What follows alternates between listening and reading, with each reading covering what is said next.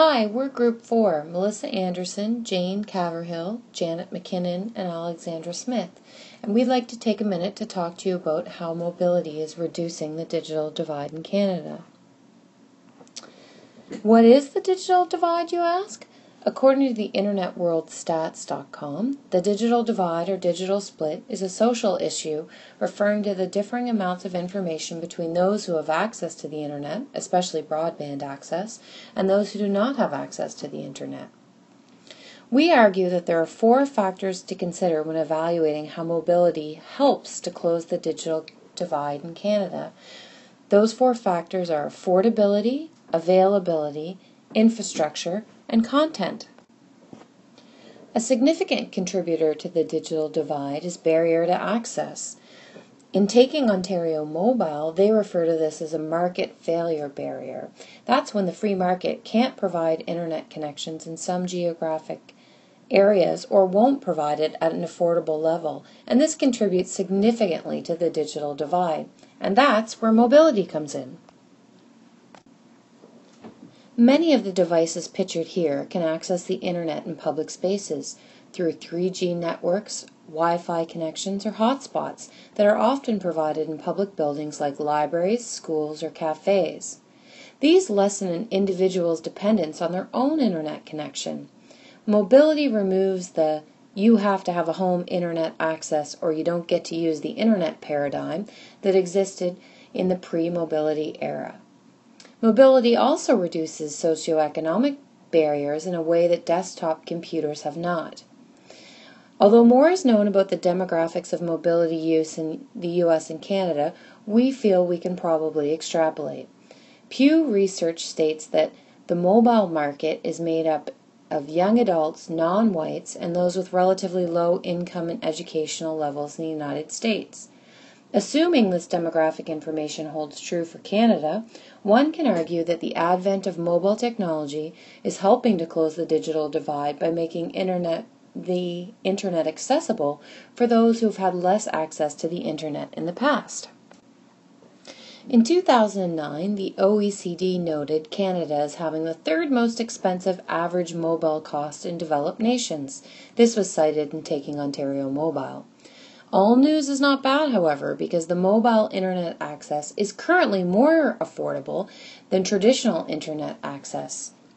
According to the CRTC in 2014, broadband monthly access prices range from $50 to $86 a month, where mobile-enabled internet access was offered at a significantly lower cost of between $43 and $63 per month, respectively. Next, we move from affordability to availability. As availability of mobile technology increases, so does the impact on the digital divide. Taking Ontario Mobile notes the omnipresence of mobility results in 99% of those surveyed using some form of mobile technology.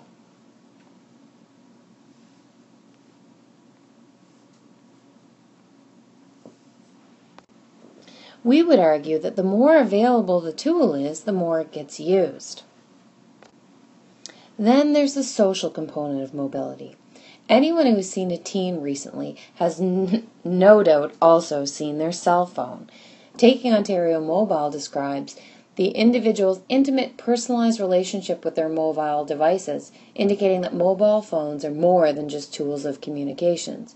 Mobility and the ease of access it provides is drawing groups into the digital realm at a rate that surpasses traditional computer use.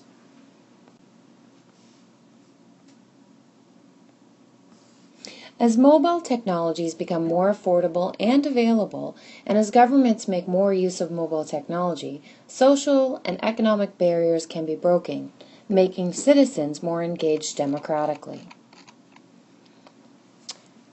How does mobility infrastructure close the digital divide? Infrastructure includes mobile devices such as those on your screen and the wireless networks that support them.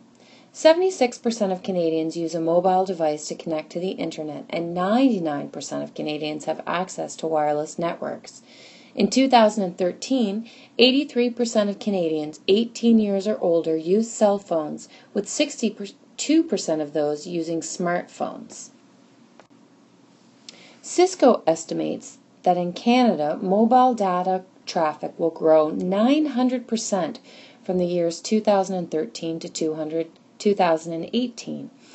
That's a compound annual growth rate of 54%. This gives adage to the build it and they will come, provide the infrastructure and the citizens will use it. There are 13,000 wireless antenna towers across Canada, and this number is increasing because demand has been increasing. The Connecting Canada's program pledged $305 billion over 5 years to provide or improve high-speed broadband access. Mobility-enabled platforms allow rural and remote parts of Canada, areas like Nunavut,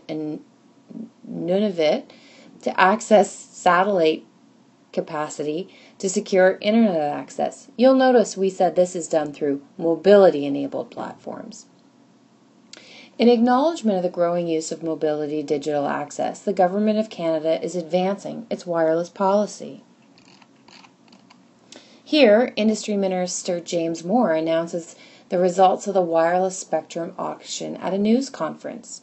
He notes, and I quote, "New competitors on average have increased their spectrum holdings by 107%. This is key for ongoing and future competition in Canada's wireless world. This is also key to our argument because with competition comes a reduction in price, and with the reduction in price comes an increase in access for Canadians." How does mobility content decrease the digital divide? Tim Berners-Lee, featured here, W3C director and inventor of the World Wide Web, envisioned that whoever needed to use the internet should easily be able to do so. MyCustomer.com states that the true value of mobile devices is their portability and their close proximity to users at all times. The Ottawa Carleton School Board states that the main benefit is the ability that mobility provides for students to access information whenever the idea or opportunity exists. Mobility allows for that instant access and connection in real time. Matt Cutts from Google has been quoted as saying he would not be surprised if mobile searches surpass the searches from traditional PCs within the year 2014. Why? Because digital mobility and its related content have become increasingly important to completely immerse oneself in the economic, political, and social aspects of Canada.